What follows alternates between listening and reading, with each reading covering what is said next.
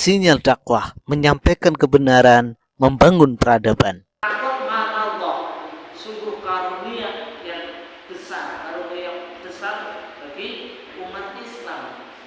Ya, dari Allah SWT ketika Allah SWT mengutus seorang Rasul antara kita dari kalangan manusia. Untuk apa Allah Subhanahu wa taala mengutus seorang Rasul? Yatlu ayatihi, untuk membacakan ayat-ayat Allah. Dalam rangka apa Rasul membacakan ayat-ayat Allah? Wasyakihim, agar kita membersihkan diri dari segala kesyirikan, dari segala dosa.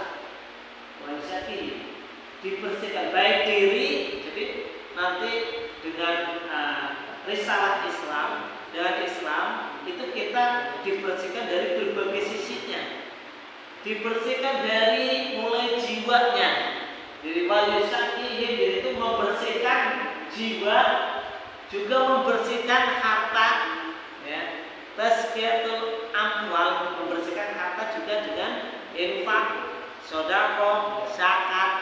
Itu membersihkan harta, agar harta yang kita makan dengan ajaran Islam disucikan. Wasyakihim, dibersihkan, disucikan jiwanya, kemudian hartanya, kemudian perbuatan kita. Inilah karunia yang paling besar. Dan bukan hanya itu, Allah melalui Rasulullah juga mengajarkan kitab dan hikmah. Wa yu'allimuhumul kitaba wal hikmah. Dan Rasulullah mengajarkan kitab, Al-Quran dan hikmah. Hikmah dari apa yang kebaikan-kebaikan yang kita lakukan. Hikmah daripada menjalankan perintah Allah. Hikmah daripada kita meninggalkan larangan Allah. Sehingga kita punya nilai-nilai manfaat dari taat kepada Allah SWT. Nanti kita akan merasakan hikmahnya. Wa in kanu min qablu lafi dhalalin mubin. Sungguh sebelum itu, sebelum kedatangan Nabi Muhammad, sebelum orang-orang itu beriman mengikuti ajaran Nabi Muhammad, wa in kanu min qablu lafi dhalalin mubin. Manusia dalam kegolakan, kesesatan yang nyata. Jadi ukurannya manusia ini jahiliyah atau tidak, ukurannya sudah ngikut kanjeng Nabi atau belum. Walaupun hidup di zaman Nabi Muhammad, kalau dia tidak mengikuti Rasulullah, maka dia berada dalam keadaan, tetap berada dalam keadaan jahiliyah. Walaupun sudah tidak bersama Nabi Muhammad, hidup di zaman akhir hari ini, kalau kita sungguh-sungguh mengikuti ajaran Nabi Muhammad, berarti kita sudah keluar daripada kejahilian. Apalagi hari ini, zaman dulu pun kalau tidak mengikuti Nabi Muhammad masih berada dalam kejahilian. Hari ini pun ketika kita tidak mengikuti Islam, berarti kita hidup dalam jahiliyah di zaman modern. Jahiliyah di zaman modern. Maka bagi orang-orang yang beriman, pasti dia akan menerima, mengikuti Allah dan Rasulnya. Nah, kita lanjutkan pembahasan kita. Bagi orang-orang yang beriman, apapun yang disampaikan oleh Allah dan Rasulnya, maka akan mentaatinya. Sami'na wa ata'na. Inilah jawaban orang-orang yang beriman. Bukan sami'na wa asoina. Saya mendengar tapi saya tidak taat. Bagi orang yang beriman, apapun yang diperintahkan oleh Allah dan Rasulnya, karena mesti benar kita amalkan, kita laksanakan. Sami'na wa ata'na. Seperti yang terjadi di kisah Isra Mi'raj.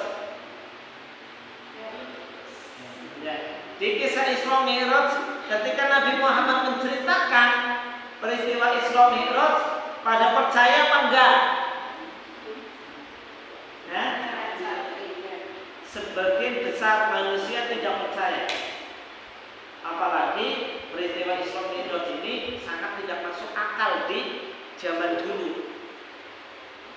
Kalau hari ini mungkin ada yang percaya kan gitu, karena teknologi mungkin sudah luar biasa.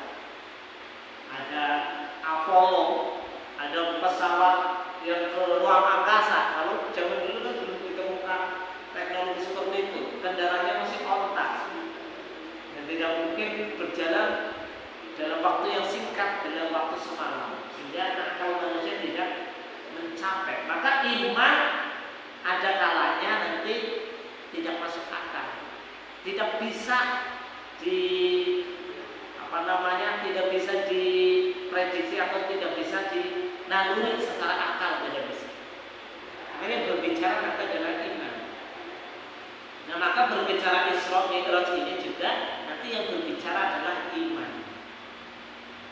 Bagi orang yang beriman, ya, seperti Abu Bakar As-Siddiq, ya, ketika diceritakan kisah Isra Mi'raj, maka tidak sedikit pun ada keraguan bagi Abu Bakar As-Siddiq. Apa kata Abu Bakar As-Siddiq? Sekiranya lebih dari itu saja, ketika itu dari Nabi Muhammad SAW, maka saya percaya. Dari situlah Abu Bakar langsung diangkat menjadi As-Siddiq. Nah, kita tidak menceritakan terlalu banyak untuk peristiwa Isra Mi'raj. Kita kembali ke pembahasan yang kemarin, masalah hasil daripada Isra dan Mi'raj. Karena kisah Isra Mi'raj insya Allah sudah dibahas panjang lebar mungkin di tempat-tempat lain. Hari ini kita yakini bahwa Isra dan Mi'raj adalah suatu kebenaran yang dialami oleh Nabi Muhammad. Maka hari ini kita sebagai umat Nabi Muhammad juga bisa mengalami Mi'raj yang disebutkan oleh Nabi Muhammad, as-sholatu mi'rajul mu'min. Sholat ini mi'rajnya orang-orang yang beriman. Kalau Nabi Muhammad mi'rajnya ke Sidratul Muntaha, kalau kita umat Nabi Muhammad mi'rajnya dengan sholat. Karena sholat ini hasil daripada Isra Mi'raj. Karena sholat ini adalah hubungan kita kepada Allah. Nah, maka hari ini kita bahas bagaimana keutamaan orang-orang yang menjalankan sholat, serta bagaimana ancaman ataupun kerugian orang-orang yang meninggalkan sholat. Ya, karena Isra Mi'raj adalah hasil dari sholat ini, sholat 5 waktu, ya, hasil dari Isra Mi'raj. Kita langsung bahas hasilnya agar kita nanti mampu melaksanakan bersama-sama. Jadi keutamaan sholat atau fadilah sholat atau manfaat kita menjalankan sholat 5 waktu, ya, di mana kedudukan sholat di dalam ajaran Islam itu sangat sentral, menjadi sebuah rukun Islam, ya, syahadat sholat rukun Islam yang kedua. Artinya orang yang sudah bersyahadat itu harus menjalankan sholat, karena sebagai kemarin kita sampaikan tali temali di dalam Islam, ya, tali temali di dalam Islam adalah sholat, karena sholat. Nah, kita awali dari fadilah atau keutamaan atau manfaat dari menjalankan sholat, ya. Mudah-mudahan ini memberi semangat kepada kita bahwa betapa sentral kedudukan sholat bagi kaum Islam. Bahkan disebutkan dalam hadis bahwa kedudukan sholat, ya, bagi orang Islam itu seperti kedudukan kepala dalam badan. Bagaimana kepala di dalam anggota tubuh kita sangat sentral, ya. Kenapa? Kalau orang tidak punya tangan mungkin masih bisa hidup, orang nggak punya kaki masih bisa hidup. Kalau orang tidak punya kepala gimana dulu? Kalau masih hidup itu lari takut, ya. Kalau orang sudah tidak punya kepala, ya nggak bisa hidup. Kalau orang punya ilmu rawa-rawa nah itu, jadi kedudukan sholat itu seperti kepala di dalam badan. Berarti sangat menentukan, sangat sentral ya.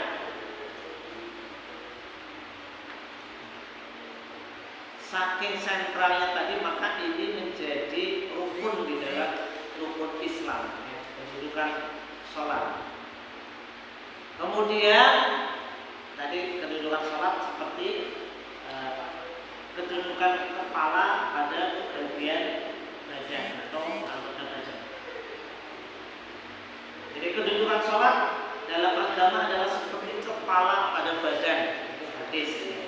Kemudian sholat menjadi perintah pertama yang diwajibkan Allah Taala atas umatku adalah sholat, dan pertama kali akan dihisab pada hari kiamat adalah sholat. Sholat menjadi kewajiban yang secara nas ya, menjadi kewajiban di dalam umat Islam adalah sholat, karena nanti sholat menjadi hisab yang akan dihisab pertama pada hari kiamat. Awalu ma'alul hasabu bihil antu yaumal kiamat as-sholat. Yang pertama kali akan dihisab di hari kiamat adalah sholat. Kemarin sudah kita bacakan hadisnya. Kemudian sholat menjadi pemisah antara syirik, antara musyrik ya dengan kafir ya, antara iman dengan kafir, antara mukmin dengan musyrik adalah sholat. Nanti hadis-hadisnya kita bacakan. Banyak banget sebenarnya hadisnya, cuma kita batasi untuk penjelasannya.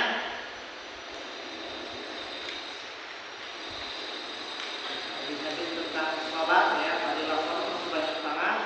Cuma sedikit kita sampaikan bagaimana keutamaan sholat ya, sampai disebutkan di dalam hadis bahwa kalau sampai kita terlewat meninggalkan satu sholat saja, itu kerugiannya sama dengan kita kehilangan seluruh harta benda kita dan seluruh keluarga kita. Itu harusnya ketika kita terlewat dari satu waktu sholat, tidak mengerjakan satu waktu sholat, itu kerugiannya seperti itu. Seperti kita hilang seluruh harta benda kita dan hilang atau meninggal atau dalam punya keluarga apapun. Sebenarnya sama seperti itu. Ini kita nanti sampaikan di bagaimana kerugian orang yang tidak menjalankan sholat. Ibu ada yang pernah meninggalkan sholat ini dalam seminggu ini, dari Jumat kemarin sampai Jumat hari ini, di luar usul sapi ya. Apalagi memang ada sapi lagi bonus, memang lagi dibuktikan oleh Allah. Tapi selagi tidak ada usul sapi, ada nggak yang sampai kelewat tidak menjalankan sholat salah satu dari sholat 5 waktu? Nah, itu kerugiannya luar biasa. Kita masuk ke bagaimana keuntungan dulu ya, keuntungan atau fadilah orang-orang yang menjalankan sholat. Fadilah sholat, saya ambil dari kitab Fadilah Amal. Fadilah Amal tentang fadilah sholat. Saya pilihkan hadisnya. Pertama hadis ke-8 ini dari Ibnu Mas'ud. Hadis ke-8 dari Ibnu Mas'ud. Dari Ibnu Mas'ud radhiyallahu anhu, sesungguhnya Rasulullah SAW bersabda, setiap tiba waktu sholat diutuslah seorang penyeru, yaitu malaikat, lalu berseru, wahai anak Adam, berdirilah dan padamkanlah api yang sedang kalian nyalakan untuk membakar diri kalian. Orang-orang pun berdiri lalu bersyukur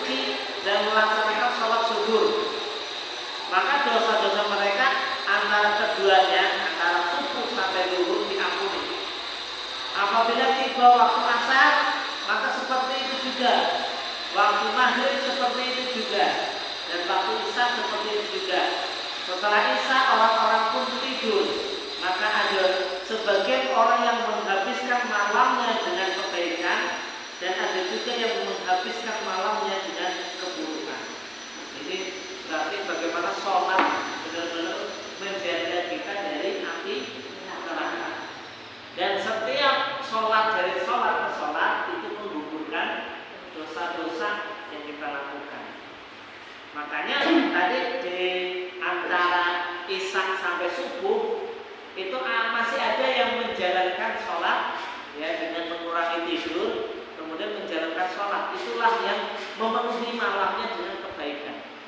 Tapi ada yang tidur terus, bangun-bangun sholat subuh lagi, itu berarti malam-malam yang tidak baik menurut Allah. Malam yang paling baik berarti kita sempatkan untuk sholat tahajud, sholat yang mulai. Kemudian hadis ke-9 dari Abu Qatadah bin Rabi' radhiyallahu anhu berkata bahwa Rasulullah SAW bersabda, Allah Subhanahu wa taala berfirman, sesungguhnya aku telah mewajibkan sholat 5 waktu kepada umatku, dan aku telah berjanji pada diriku, barang siapa yang menjaga sholatnya pada waktunya,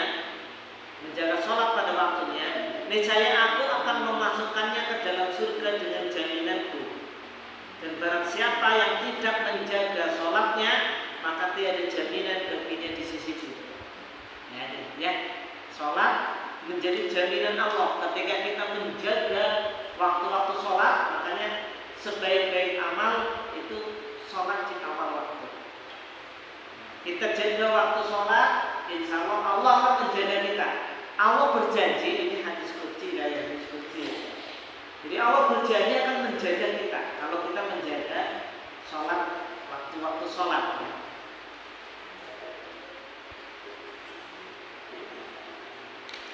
Nah, insya Allah masih banyak lagi untuk hikmah atau manfaat dari kita menjalankan sholat. Bagaimana ancaman orang yang meninggalkan sholat atau kerugian orang yang meninggalkan sholat. Yang pertama hadis dari Abu Jabir. Hadis dari Abu Jabir Abdullah radhiyallahu anhu, Rasulullah SAW bersabda, pemisah antara seseorang dengan kekufuran adalah meninggalkan sholat. Ini dari hadis riwayat Ahmad dan Muslim.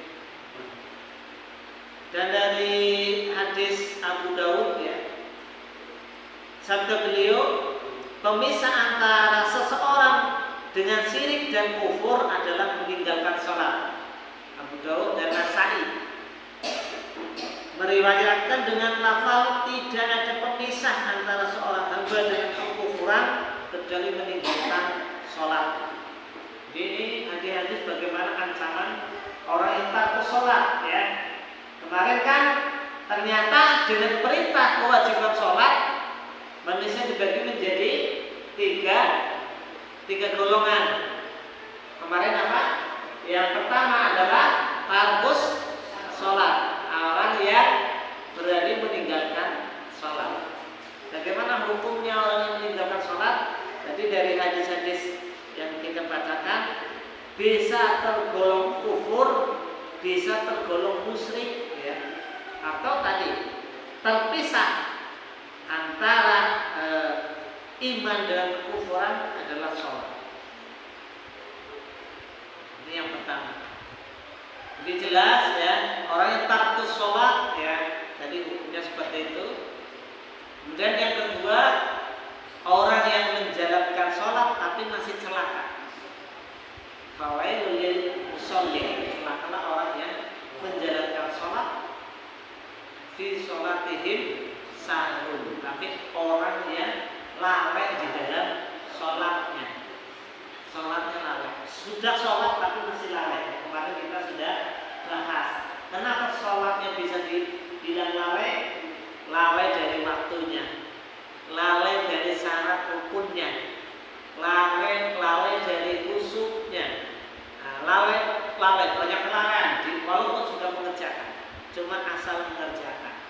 menggugurkan kewajiban tapi tidak memperoleh apapun dari sholatnya. Dan yang ketiga adalah orang yang aqamus sholat, mendirikan sholat. Nah sekarang kita bahas yang pertama, orang yang tarkus sholat, orang yang meninggalkan sholat. Ya, tadi hukumnya bisa kufur, ya, bisa syirik. Tadi dari Jabir bin Abdullah, Rasulullah SAW bersabda, pemisah antara seseorang dengan kekufuran adalah meninggalkan sholat. Hadis riwayat Ahmad dan Muslim. Kemudian pemisah antara seseorang dengan syirik dan kufur adalah meninggalkan sholat. Abu Dawud dan Nasai meriwayatkan dengan lafal tidak ada pemisah antara seorang hamba dengan kekufuran kecuali meninggalkan sholat. Ini yang hadis pertama. Kita lanjutkan. Kemudian hadis keempat, ya, kita lewat saja. Kita pilih hadisnya. Hadis keempat, ya, dari Naufal. An Naufal bin Mu'awiyah radhiyallahu anhu anna Nabi sallallahu alaihi wasallam qala man fatatku shalatun faka'annama udira ahluhu wa maluhu. Dari Naufal bin Mu'awiyah radhiyallahu anhu bahwa Rasulullah SAW bersabda, barang siapa terlepas satu sholatnya, maka seolah-olah dia telah kehilangan keluarga dan hartanya. Ini yang tadi saya sampaikan. Orang yang meninggalkan satu sholat, ya, satu sholat, ya, dalam sholat 5 waktu, itu seperti orang yang kehilangan keluarga dan hartanya. Mungkin bagaimana sedihnya, ya, jika kita kehilangan seluruh hartanya. Kehilangan ibu-ibu ngaji bawa duit merah, duit cepet, duit 100.000 jatuh, hilang, konsentrasinya hilang. Ini duitnya kemana? Kepikirannya ini duitnya hilang, sedih ya. Itu baru hilang 100.000 ya. Ini kehilangan seluruh harta dan keluarganya. Bagaimana sedihnya? Tapi ibu-ibu kalau nggak sholat sekali itu nggak rasa sedih. Nah ini lah karena kita nggak ngerti. Ya, tadi dari Naufal bin Mu'awiyah bahwa Rasulullah SAW bersabda, barang siapa terlepas dari satu sholatnya, maka seolah-olah yang telah kehilangan keluarga dan hartanya. Sehingga Abu Bakar radhiyallahu anhu, ya, ketika Abu Bakar berkebun, kemudian pulang mendapati Rasulullah dan para sahabatnya sudah sholat asar, sudah selesai sholat asar. Berarti Abu Bakar ketinggalan sholat berjamaah bersama Rasul. Maka apa yang dilakukan oleh Abu Bakar? Ketinggalan sholat berjamaah, bukan ketinggalan sholatnya, ketinggalan sholat berjamaah. Maka kata Abu Bakar, ini gara-gara saya berkebun sampai gak dengar azan asar, akhirnya saya lupa tidak sholat berjamaah, bukan sholat meninggalkan sholat, ketinggalan sholat berjamaah bersama Nabi. Gara-gara berkebun, maka kebun itu saya wakafkan untuk Islam. Ya, itu coba ya. Kenapa tadi Abu Bakar sudah gak mikir, emang udah gak mikir kayak gitu. Ketinggalan sholat berjamaah, nanti ada fadilah sholat berjamaah. Ya, ketinggalan sholat berjamaah itu Abu Bakar sudah merasakan sangat rugi. Jika gara-gara berkebun, akhirnya ketinggalan sholat berjamaah sampai diwakafkan kebunnya. Kalau kita malah ngurus kebun sampai lupa sholat. Nah, bekerja terus-menerus sampai lupa sholat. Berarti kan masih cinta kepada nah itu. Maka mari kita coba rubah pola pikir kita. Ternyata sholat 5 waktu, satu sholat saja, ya, itu luar biasa. Bahkan di dalam fadilah sholat qobliyah subuh, ya, sholat sunat 2 rakaat sebelum subuh itu pahalanya lebih baik daripada dunia seisinya. 2 rakaat sholat sebelum subuh lebih baik daripada dunia seisinya. Ibu-ibu kalau melihat pahalanya, kalau diperlihatkan pahalanya, oh kayaknya masjid ini gak muat ini. Kalau diperlihatkan, gitu obatan. Karena belum diperlihatkan pahalanya, seolah-olah gak butuh. Gitu obatan. Makanya kemarin kami sampaikan, sekiranya nanti kita tahu bahwa kita butuh pahala sholat, pasti kita ngumpulin pahala sholat dari sekarang. Ibarat ibu dikasih senter, dikasih lampu emergensi, dikasih lilin, pas padang kayak gini kan seolah-olah di saat itu udah butuh. Kita mau betul. Tapi nanti di saat gelap baru kita merasa butuh. Beginilah pahala-pahala kita. Di dunia seolah-olah kita belum membutuhkan pahala sholat, pahala zakat, pahala puasa, belum butuh. Tapi nanti ada saatnya kita membutuhkan pahala-pahala itu. Ya, kemudian hadis ke-6. Hadis ke-6 dari Abdullah bin Amr radhiyallahu anhu, Nabi SAW bersabda bahwa pada suatu hari beliau bercerita mengenai sholat. Lalu beliau bersabda, barang siapa yang menjaga sholat, maka sholat itu akan menjadi cahaya, pembela dan penyelamat baginya pada hari kiamat. Dan barang siapa yang tidak menjaga sholatnya, maka tidak akan ada cahaya, pembeda dan penyelamat baginya. Pada hari kiamat ia akan dikumpulkan bersama Fir'aun, Haman dan Ubay bin Khalaf. Hadis riwayat Ahmad, Ibnu Hibban dan Tabrani. Bu, kalau mau ditulis silakan poin-poinnya. Dari fadilah menjalankan sholat apa saja, ya, kemudian nanti kerugian menjalankan sholat. Ya.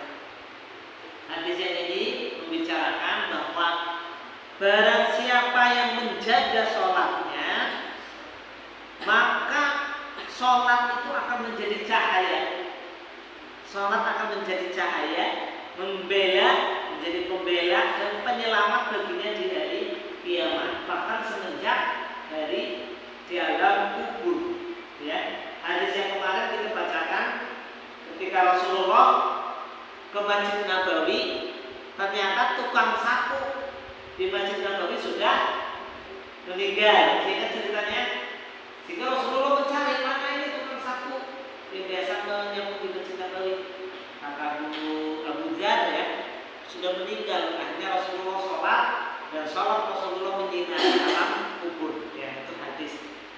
Sama seperti hadis ini, amalan-amalan sholat kita, bahkan bukan hanya amalan sholat ya, amalan sedekah, amalan puasa, dan amalan-amalan di dalam Islam nanti akan menjadi cahaya. Ya, kemarin kita sudah sampaikan ada cahaya dan kegelapan.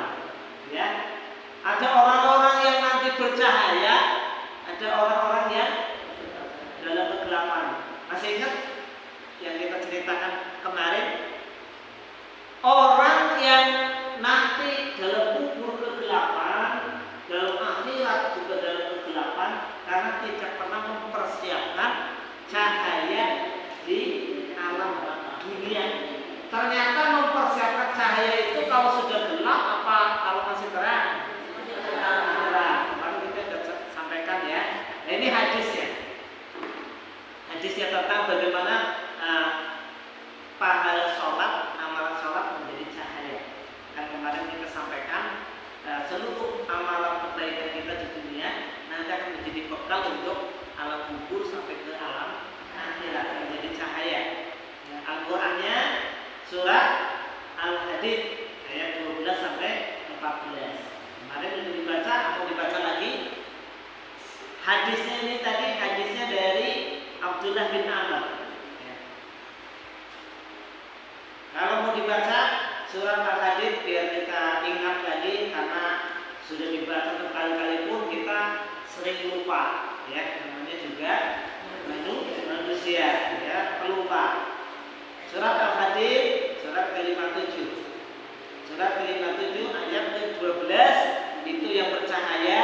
Surat 13, 14-nya orang-orang yang tidak punya cahaya. Saya bacakan artinya. Pada hari engkau akan melihat, Al-Hadid 12. Pada hari engkau akan melihat orang-orang yang beriman, laki-laki dan perempuan, betapa cahaya mereka bersinar di depan dan di samping kanan mereka. Dikatakan kepada mereka, pada hari ini ada berita gembira untukmu, yaitu surga-surga yang mengalir di bawahnya sungai-sungai. Mereka kekal di dalamnya. Demikian itulah kemenangan yang agung. Ini orang-orang yang beriman, laki-laki dan perempuan. Pada hari engkau melihat orang-orang yang beriman, laki-laki dan perempuan, betapa cahaya mereka bersinar di depan dan di samping kanan mereka. Ini sejalan dengan hadis tadi. Kenapa orang yang beriman itu bercahaya? Karena orang yang beriman, imannya benar, pasti dia akan mengumpulkan amal soleh. Jadi termasuk amal sholat menjadi cahaya. Sebaliknya, orang yang imannya nggak sempurna, tadi bisa musyrik, bisa munafik, bisa fasik. Jadi predikatnya banyak banget. Orang yang imannya tidak sempurna, ya, bisa munafik, beriman tapi masih ada penyakit di dalam imannya. Bisa musyrik, ngaku beriman tapi masih menduakan Allah. Bisa fasik, ngaku beriman tapi belum bisa menunjukkan imannya menjadi amal soleh, itu fasik. Maka di ayat ke-13 dan 14-nya. Pada hari orang-orang munafik, laki-laki dan perempuan berkata kepada orang-orang yang beriman, tunggulah kami ingin mengambil cahayamu. Kepada mereka dikatakan, kembalilah kamu ke belakang dan carilah sendiri cahaya untukmu. Orang yang munafik disuruh pulang, disuruh balik lagi ke belakang. Kemana? Ke dunia, suruh nyari cahaya sendiri. Cahaya itu dari amalan sholat, cahaya itu dari amalan baca Quran, cahaya itu dari amal sedekah, cahaya itu dari pahala sholat, kan itu. Maka suruh nyari sendiri. Ya, carilah sendiri cahaya untukmu. Kembalilah kamu ke belakang, carilah sendiri cahaya untukmu. Lalu di antara mereka dipasang dinding pemisah yang berpintu. Di sebelah dalam ada rahmat dan di luarnya hanya ada azab. Kemudian ayat ke-14-nya, orang-orang munafik memanggil orang-orang yang mukmin, bukankah kami dahulu bersama kamu? Mereka menjawab, benar, tetapi kamu mencelakakan dirimu sendiri dan kamu hanya menunggu meragukan janji Allah dan ditipu oleh anak-anak yang kosong sampai datang ketetapan Allah, dan penipu setan datang memperdaya kamu tentang Allah. Nah, ini dari Al-Quran sama hadisnya cocok apa enggak, Bu? Ya, jelas atau boten? Yakin berarti Ibu? Berarti Ibu ketika sholat ya, itu sudah mengumpulkan cahaya untuk nanti dipakai di tempat yang gelap gulita, mulai dari alam kubur. Saya bacakan lagi hadis yang panjang, hadis yang ke-7. Ya. Hadis yang ke-7. Barang siapa yang menjaga sholatnya, barang siapa yang menjaga sholatnya, maka Allah SWT akan memuliakannya dengan 5 perkara. Mau ditulis? Monggo. Ini saya bacakan artinya. Barang siapa yang menjaga sholatnya, maka Allah akan memuliakannya dengan 5 perkara. Jadi manfaat kita menjalankan sholat, manfaatnya bisa kita rasakan nanti dari dunia sampai ke akhirat. Ya, manfaat pertama, ya. Jadi barang siapa menjaga sholatnya, maka Allah akan memuliakannya dengan 5 perkara. Yang pertama, Allah akan mengangkat kesempitan hidupnya. Orang yang sholat dengan benar akan dilapangkan hidupnya, akan dimudahkan hidupnya. Jadi di dunia ini berarti ya Allah akan mengangkat kesempitan hidupnya. Berarti orang yang sholat nanti manfaat dari sholatnya sudah dirasakan di dunia.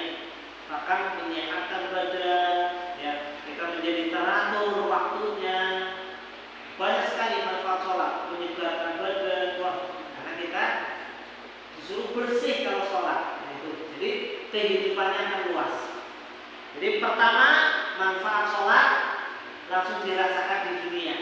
Allah akan mengangkat kesempitan hidupnya. Yang kedua, Allah akan menyelamatkannya dari azab kubur. Ini manfaat kedua, ya. Allah akan menyelamatkannya dari azab kubur di dunia, kemudian kita rasakan di alam kubur. Kemudian yang ketiga, Allah akan memberikan catatan amalnya melalui tangan kanannya. Nanti kalau kita menerima catatan amal dari tangan kanan berarti apa, Bu? Pertanda itu catatan amal kebaikan buat kita. Tapi kalau memberikannya dan menerimanya dari tangan kiri, maka itu membuktikan bahwa kita jelek amalnya. Maka Allah akan memberikan catatan amalnya melalui tangan kanannya. Berarti kebaikan. Yang keempat, ia akan melintasi sirat secepat kilat. Nah, itu di akhirat. Kemudian ia akan masuk surga tanpa hisab. Ini 5 manfaat jika kita istiqomah, mampu menjaga sholatnya. Kita tulis manfaat menjalankan sholat. Ini dijamin oleh Allah SWT, ya. Karena tadi hadisnya, ya, Allah akan menjaga, ya, menjamin orang yang sholat.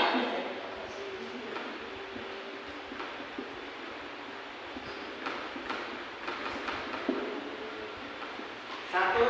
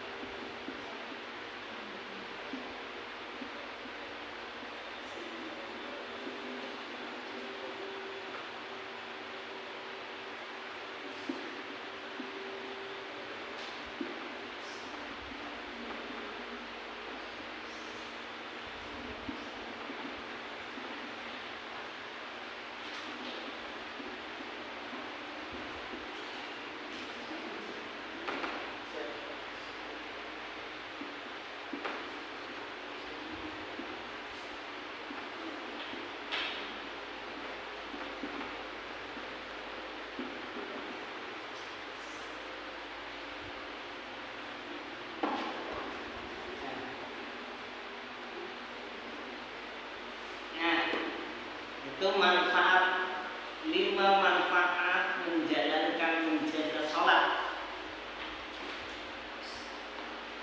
Silakan ditulis 5 manfaat menjaga sholat. Ya, bagaimana kerugiannya kalau meninggalkan sholat? Dan barang siapa melalaikan sholatnya, ini hadisnya masih ada lanjutannya, ya. Itu baru atasnya. Dan barang siapa melalaikan sholatnya, maka Allah akan menyiksanya dengan 15 azab.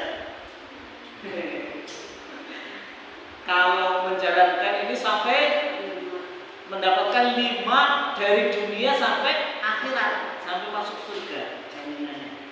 Menjaga sholat dari dunia sampai masuk surga jaminannya. Meninggalkan sholat, melalaikan sholat akan diberikan 15 azab. 15 azab. 5 azab di dunia, ya. Dan barang siapa melalaikan sholat, maka Allah akan menyiksanya dengan 15 azab. 5 azab di dunia, dengarkan. 5 azab di dunia, 3 azab ketika mati, ya, ketika dalam sakaratul maut. 3 azab ketika mati, 3 azab di dalam kubur, 3 azab ketika keluar dari kubur, dan 5 azab yang ditimpakan di dunia. Oh, ya tadi ada 5 yang ada di dunia, kemudian 3 azab ketika mati, 3 azab ketika dalam kubur, 3 azab keluar dari kubur. Berarti itu sisanya berapa lagi itu? Ini yang mendengarkan hadis ini sampai lupa karena tadi ada 15. Itu baru berapa itu tadi? 11. Berarti sisanya nanti di akhirat. 15 kan ya? 5 tambah 3 tambah 3 ya. Baru 14 ya. Yang satunya lagi yang kekal di akhirat. Ini lupa sampai lupa orangnya nanti. Saya bacakan 5 azab yang ditimpakan di dunia. Pertama, dicabut keberkahan umurnya. Jadi walaupun panjang umurnya, ya hidupnya nggak akan berkah. Dicabut keberkahan umurnya. Yang kedua, dihapus ciri-ciri kesolehan dari wajahnya. Orang yang nggak pernah sholat, mukanya bagaimana bu? Suram, hitam. Di dunia itu sudah kelihatan nggak bercahaya mukanya. Apalagi nanti di akhirat. Ada orang yang ditemui di akhirat dalam keadaan wajahnya hitam legam karena tidak pernah menjalankan sholat. Dicabut keberkahan umurnya, dihapus ciri-ciri kesolehan dari wajahnya. Kemudian setiap amal yang dilakukannya tidak akan diberi pahala oleh Allah. Ya.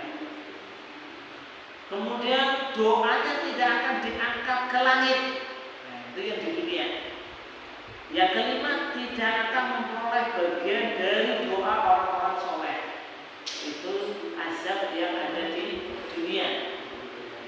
Kemudian 3 azab yang menimpanya ketika mati. Ketika dalam keadaan sakaratul maut.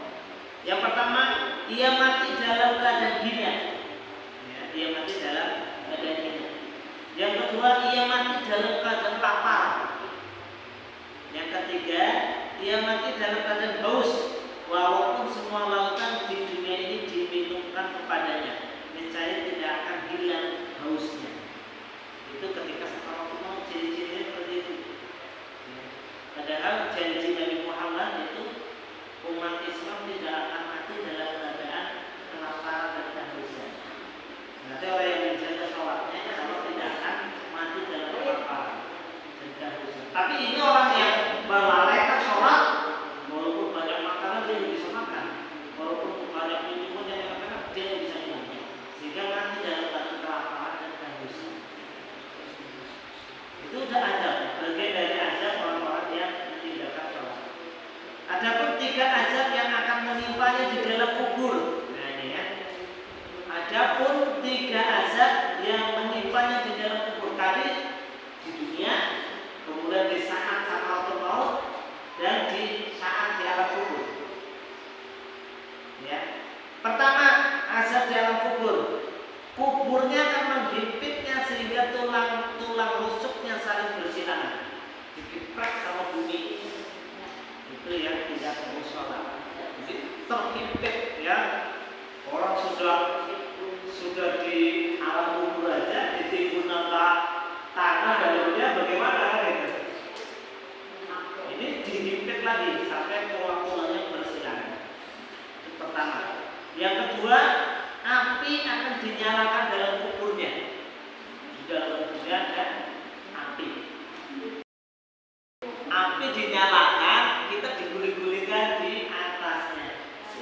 9-nya. Itu siksaan orang yang meninggalkan sholat di alam kubur.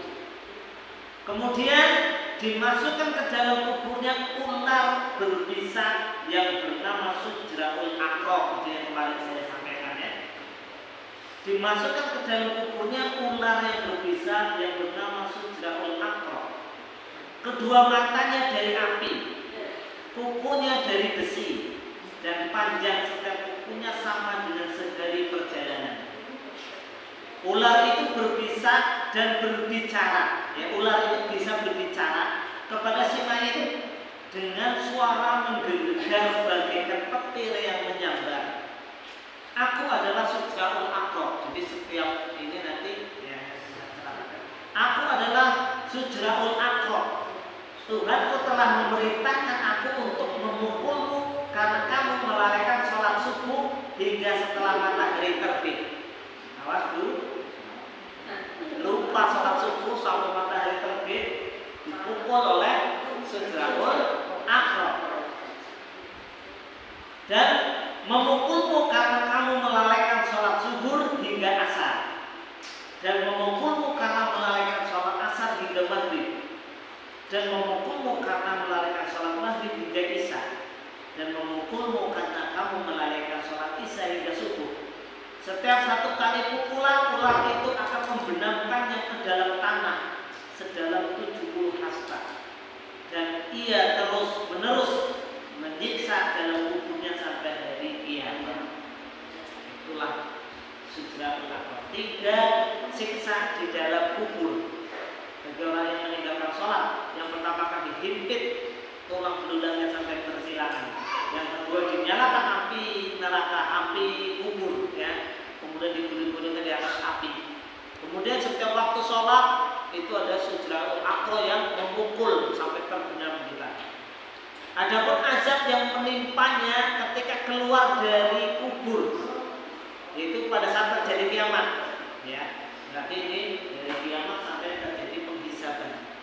Hisabnya sangat keras, mendapat kemurkaan Allah, mendapatkan kemurkaan Allah dan memasuki neraka jahanam. Seluruhnya baru berjumlah 14. Yang kelimanya itu sampai perawinya lupa, yang ke-15-nya. Dan di dalam riwayat lain disebutkan bahwa ia akan datang pada hari kiamat, sedang pada wajahnya tertulis 3 baris tulisan berikut ini. Baris pertama, wahai orang-orang yang menyia-nyiakan hak Allah. Baris kedua, wahai yang dikhususkan dengan kemurkaan Allah. Baris ketiga, bagaimana kamu telah menyia-nyiakan hak Allah di dunia, maka pada hari ini kau berputus asa atas rahmat Allah. Ini ya, betapa kerasnya ancaman sholat ya. Maka jangan sampai setelah materi ini tersampaikan, mudah-mudahan kita tidak akan pernah lagi meninggalkan sholat, apalagi sampai meninggalkan sholat. Jangan sampai menunda-nunda waktu sholat, karena bisa meninggalkan sholat awalnya karena menunda-nunda waktu sholat. Bisa menunda-nunda waktu sholat karena tidak pernah mementingkan waktu sholat, mengutamakan sholat.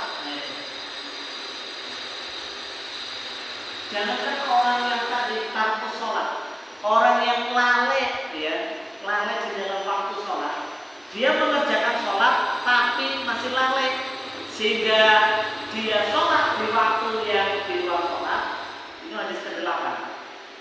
Diriwayatkan bahwa barang siapa meninggalkan sholat hingga terlewat waktunya, lalu dia mengkodoknya, maka ia akan disiksa dalam neraka selama 1 hukum. Dia sholat tapi waktunya sudah terlewat, maka dia akan disiksa di neraka dengan siksaan selama 1 hukum. 1 hukum itu sama dengan 80 tahun. 80 tahun di neraka. Itu orang yang tadi yang membawahi minum musolin. Di sholat ingin sahur. Orang yang lalai di dalam sholat ini orang yang sudah masih mengerjakan sholat tapi sudah kelewat waktunya. Ibu subuh jam berapa? Sekarang waktu subuh jam berapa? Jam 4.15. sholatnya jam 6. Itu udah sholat tapi masih di sini apa lagi tidak sholat. Ini satu kali kita meninggalkan sholat, bukan meninggalkan, kita satu kali terlewat sholat sampai kita sholatnya di luar waktu, itu hukumannya ancaman sampai 80 tahun di neraka. 80 tahun itu berapa ukuran di dunia? 80 tahun itu ya di neraka beda dengan 80 tahun di dunia. Satu tahunnya terdiri dari 360 hari. Sedangkan ukuran sehari di akhirat seperti 1000 tahun di dunia. Satu hari di akhirat sama dengan 1000 tahun di dunia. Berarti 80 tahun berapa hari? Kali 1000 tahun. Itu satu kali meninggalkan sholat. Berarti luar biasa. Dan bagaimana Bu yang sudah kelewat Bu? Pernah Ibu ninggalin sholat Bu? Dari mulai akhir balik, ya Ibu dari mulai akhir balik berapa kali ninggalin sholat? Itu apa enggak Bu? Nah, tapi pun nego Bu. Urusannya kan pun nego. Ya Allah.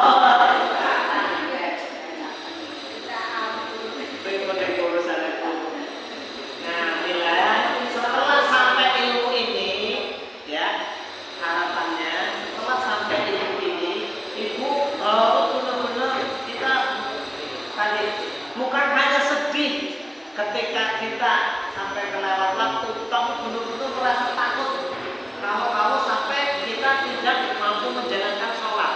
Takutnya luar biasa, ya. Kalau yang sudah, kalau kita mau bertobat dengan taubat nasuha, mudah-mudahan tanpa salah Allah mengampuni dosa-dosa yang sudah terlewat karena kita belum tahu ilmunya. Tapi hari ini setelah kita semua tahu ilmu ini, mendengar semua apa belum nih? Ya, yang ngantuk ini nggak mendengar ini. Bu, udah tahu semua ilmunya. Maka setelah kita tahu ilmunya, jangan pernah lagi kita meninggalkan sholat. Ini yang disebut taubatan nasuha. Ya hari ini, detik ini kita sadar, ya Allah, saya beberapa kali meninggalkan sholat, ya Allah. Berarti saya sudah banyak banget dosanya, ya Allah. Bertobat kepada Allah, memohon ampun, istighfar sebanyak-banyaknya. Karena Rasulullah juga yang sudah dijamin masuk surga, setiap harinya lebih dari 100 kali beristighfar. Maka kita setiap habis sholat itu harus beristighfar, minta ampun kepada Allah Subhanahu wa taala. Setelah kita bertobat minta ampun kepada Allah, kita berjanji tidak akan pernah lagi mengulangi kita tarku sholat. Jangan sampai kita mengulangi kekeliruan, kesalahan sebelum kita masa kebodohan kita. Kan itu ya. Kan kemarin kita ngaji untuk menghilangkan kebodohan. Sehingga kalau hari ini kita sudah tahu, berarti kita sudah pintar nih tentang sholat. Kita sudah tahu satu hal tentang sholat. Ternyata tidak boleh ditinggalkan kewajiban sholat, karena kita sudah tahu ilmunya. Jangan sampai kita masih berani meninggalkan sholat. Ya. Sehingga bagaimanapun perintah sholat itu diwajibkan dalam keadaan apapun. Walaupun dalam keadaan perang, ya, itu Rasulullah bentar sahabat masih wajib sholat apa enggak? Bu, dalam keadaan perang saja Rasulullah masih diwajibkan sholat. Namanya sholat khauf, sholat di masa perang. Perang aja masih sholat Bu. Ibu yang aman cuma lagi masak, lupa sholat, lagi apa matur. Lagi waktu udah pulang sholat lupa, lagi mau lupa sholat, ya jangan sampai. Hari ini kita sudah diingatkan oleh Allah SWT. Kalau kita menjalankan sholat ada 5 manfaat yang akan kita rasakan dari dunia sampai ke akhirat. Dan kalau kita meninggalkan sholat dirasakan dari dunia sampai akhirat. Alhamdulillah ya, kita dijaga oleh Allah SWT. Terus ingat waktu-waktu sholat kita langsung sholat, sehingga tidak masuk setan. Jadi biasanya orang bisa lupa, bisa lalai tidak sholat karena tadi ketika dengar adzan nggak ada ini kondisi nyambil di sini barunya belum dilama. Oh baik, kalau ada masalah mau bocah nangis, ada bocah di sini. Jadi bisa balik. Kalau mau bocah lapor barang mau di sini. Baru mau tidak anak bayi sih akhirnya lupa, akhirnya sampai lupa sampai meninggalkan sholat. Hari ini kita tidak boleh menyanyiakan sholat. Makatan ingat saya kita mau sampaikan, gue pilih wonten sing badhe tetangga monggo. Silakan ada yang mau ditanyakan seputar sholat, karena ini di bulan Rajab kita mengingat-ingat Isra Mi'raj. Hikmah daripada Isra Mi'raj adalah diperintahkan sholat 5 waktu. Sholat 5 waktu yang menjadi parameter dari seluruh amal kita. Ya, kemarin kita sampaikan, ketika sholat kita baik maka akan baik seluruh amal kita. Berarti kalau amal kita belum baik, ukurannya berarti sholatnya belum baik. Sholatnya belum sesuai dengan apa yang menjadi ketentuan Allah. Silakan ada yang mau ditanyakan.